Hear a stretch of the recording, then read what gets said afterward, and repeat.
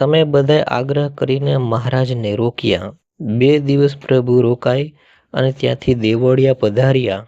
ઝાલાવાડના આ બધા પ્રસાદીના ગામો છે. દેવળિયામાં જોજો ભક્તની ભાવના કેવી છે. મહાપ્રભુ સાંજે પધાર્યા દરબારગઢમાં. કેશિનીબાએ શ્રીજી મહારાજને આવકાર આપ્યો. માણકી ઘોડી ચોકમાં બંધાઈ.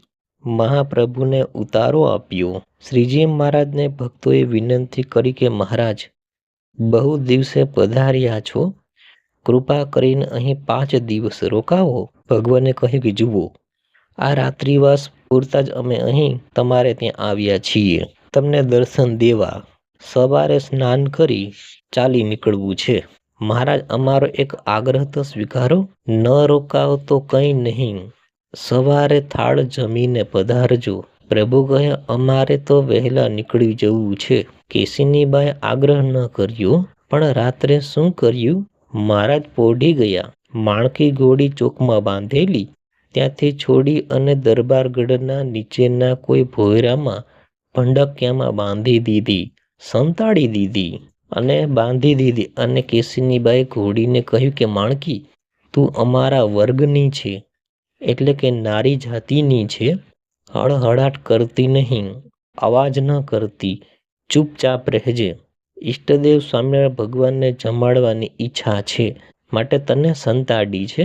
જો તું બોલીશ તો બધાને ખબર પડી જશે કે ઘોડીનો અવાજ અંદરથી આવે છે. માણકી પણ બીજા અન્ય ભક્તોની ભાવનાને સમજતી હતી. સવાર પડી. શ્રીજી મહારાજ જાણે કંઈ જાણતા નથી એમ સ્નાનાદિક વિધિથી પરવારીને તૈયાર થઈ ગયા. જ્યાં બહાર આવ્યા, પાર્ષદ પણ એક સાથે હતા. પ્રભુએ આજ્ઞા કરી, ચાલો માણકી તૈયાર કરો. પાર્ષદ દોડ્યા અને તરત પાછા આવ્યા. મહારાજ, માણકી ઘોડી તો ત્યાં નથી. માણકીને શોધવા મહેલમાં દોડાદોડ મચી ગઈ. મહારાજની માણકી ઘોડી ચોરાઈ ગઈ. શ્રીજી મહારાજ ચોક વચ્ચે ઊભા રહીને કહે કે માણકીની તપાસ કરો, ક્યાં ગઈ? ચોકીદાર કહે કે પ્રભુ, હું આખી રાત અહીં ખાટલો ઢાળીને દરવાજામાં સૂઈ જાઉં છું. કોઈ આવ્યું નથી, કોઈ ગયું નથી. તો પછી શું થયું? અમારી માણકી ઘોડીને દેવતાઓ આકાશ માર્ગે લઈ ગયા? ગમે તેમ થાય, અમારી ઘોડી અત્યારે જ લાવો, અમારે જવું છે. શ્રીજી મહારાજ આકડા થવા માંડ્યા. એટલે તરત કેશિનીબાને કહે કે મહારાજ, અમારી નબળાઈ ગણો, અમારો આ ગુનો ગણો. ઘોડી ચોરાઈ ગઈ તે ચોરાઈ ગઈ. હવે અમે તપાસ કરીશું, આજુબાજુના પંથકમાં સિપાહીઓને દોડાવશું, બધું કરશું. ત્યાં સુધી સમય તો જાય ને. ચોરી થઈ છે, હવે ચોરને અને મુદ્દા માલને પકડવામાં કંઈ સમય તો જશે. તો દયાળુ, થાળ તૈયાર કરાવું છું, આપ શાંતિથી બેસો. મને વિશ્વાસ છે કે ઘોડી મળી જશે. મહારાજ, અમારે અહીં કોઈ દિવસ ચોરી થતી નથી, અને આ ચોરી કરનાર કોઈ ચોર પણ નવો સવો હશે, ચોક્કસ ઝડપાઈ જશે. મહારાજ, રાજી રહો, થાળ તૈયાર કરાવું છું. શ્રીજી મહારાજ કહે, તમે વિશ્વાસથી બોલો છો, એટલે અમને એમ લાગે છે કે માણકીનો ચોર આ રાજ્ય મહેલમાં જ હશે. મહારાજ, રાજ્ય મહેલમાં હશે તોય પકડાશે.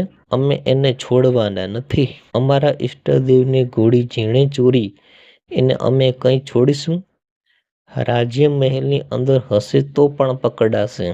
સ્વામિનારાયણ ભગવાન હસતા હસતા કહે, ચોરને કહી દો ઘોડી લાવે, અમે જમીને જઈશું. શ્રીજી મહારાજ થાળ જમ્યા. કેશિનીબા સ્વામિનારાયણ ભગવાન હાથ જોડીને કહે કે મહારાજ, પ્રેમના કારણે મેં ઘોડી સંતાડેલી. મહારાજ, માણકી ઘોડીએ પણ મને સહકાર આપ્યો. આખી રાત મેં અંદર બાંધેલી. મેં 4 પૂળો પાણી બધું આપ્યું છે, પણ ઘોડીએ અવાજ કર્યો નથી.